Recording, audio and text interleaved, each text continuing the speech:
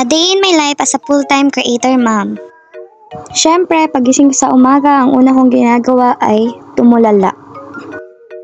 Oh, aminin nyo, pagising nyo sa umaga, ganito rin ginagawa nyo, di ba? Nakatulala muna kayo. Parang nire-refresh nyo muna yung utak nyo. Kasi ako ganun ako eh. So ayun, pagising ko as usual, wala na naman sa tabi ko yung mag-ama ko kasi talagang binibigyan niya ako ng oras na hanggang 8 bago niya ako gisingin kasi alam niyang pagod ako tuwing gabi mag-live sa YouTube at mag-edit ng mga content, kaya yun yung routine namin tuwing umaga. Pagising ko, syempre ako na yung magtutupi at maglilinis ng aming pinaghigaan. So, alam nyo ba guys, na ang anak ko, maaga siya nagigising kasi parang alarm clock niya yung taho pag dumadaan siya, diba sumisika, taho, taho, ganyan. Tapos yung ano ko naman magigising na lang siya bigla, tapos gigisingin niya yung dada niya, taho, tapos ayan, magpapabili siya ng taho, tapos ayan, pagkatapos nila kumain ng taho, tsaka nila ako gigisingin.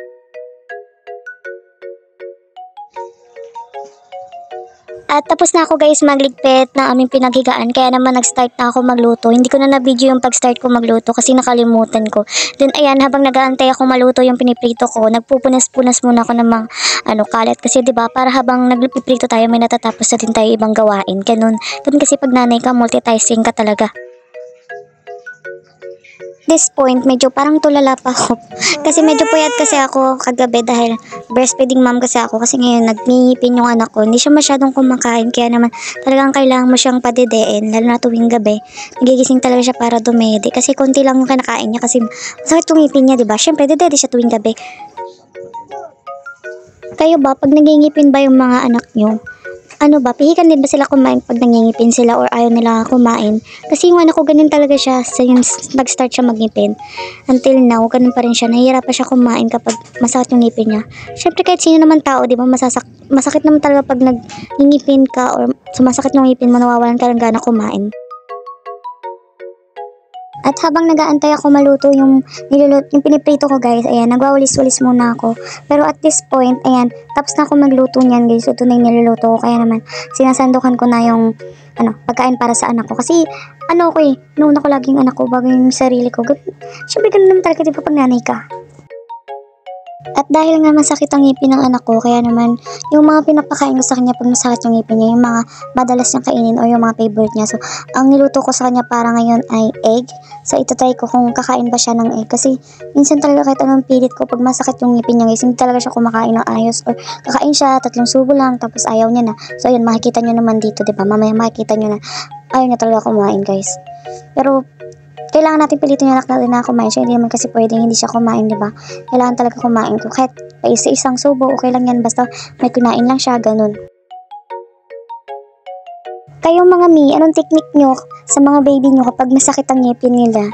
Anong technique nyo mi? Baka may suggestion kayo dyan or technique, share nyo naman sa akin. Kasi ako talaga, hirap talaga ako pakainin siya kapag masakit yung ngipin niya guys. Talagang kahit anong gawin ko, ganyan. Kaya na tuwing nagingipin yung anak ko guys, namamayat siya guys kasi wala siyang gana kumain eh. Hindi ko alam po paano gagawin.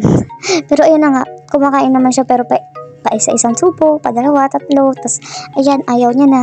So guys, share nyo naman yung mga technique nyo guys para malaman ko din. Magkaroon ako ng idea. Pag mga ganitong times na nagingipin siya guys, talaga namang pinapadede ko siya ng pinapadede kasi syempre wala siyang gana kumain. Kaya yun, ginagawa ko na lang, pinapadede ko siya ng pinapadede para kahit papaano, di ba, hindi siya magutom.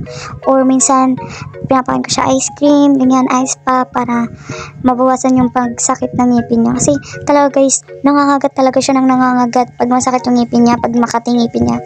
Mangangagat talaga siya ng mangangagat, ganyan talaga. Parang feeling niya siguro pag nangangagat siya, parang nababawasan ng konti yung sakit nararamdaman niya. Kaya naman kahit minsan, kahit sobrang sakit, kinakagat-kagat niya ako, okay lang.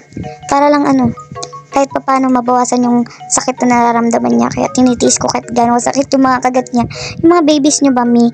Ganito din ba pag nangingipin, ganyan, walang gana kumain? Or kinakagat din ba kayo ng mga babies niyo pag nangingipin sila? Kasi ako, personally, kinakagat niya talaga ako. Sobra. Mas kinakagat niya ako kaysa sa daddy niya. Ewan ko. Parang mas natutuwa siya pag kinakagat niya ako. Siyempre nga, di ba? Nagingipin. Walang gana kumain.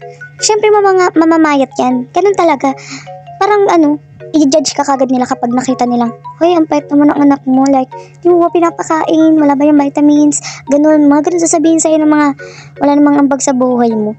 Kasi hindi porkit mapayat, di na pinapakain, wala ng vitamins, di ba pwede nagingipin lang, di ba pwede sa, teething stage lang siya ngayon, kaya wala siyang gana kumain. Pag ikaw ba, may gana kumain, tataba ka ba? Di ba hindi? Mangangayat ka talaga kapag wala kang gana kumain. Kaya ganun.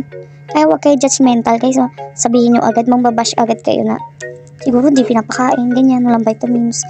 Guys, afford na afford ko bumili ng vitamins. Talagang judgmental lang kayo. Pag na kaya guys, pag napansin nyo na parang mapayat yung anak ko guys, ibig sabihin nagingipin siya niyan. Kasi wala siyang gana kumain, okay? Kaya tigilan nyo na pambabash sa akin, mga kapitbahay ko, ng mga wala namang ambag sa life ko.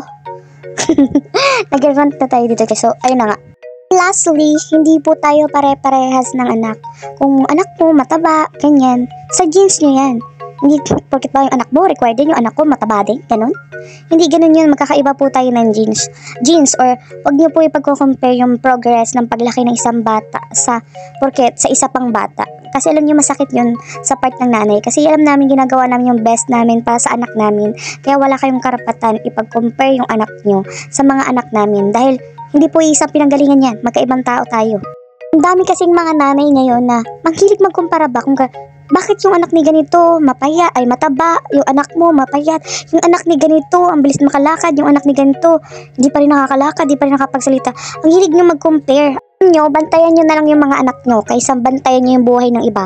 Ayun lang, babush, bye!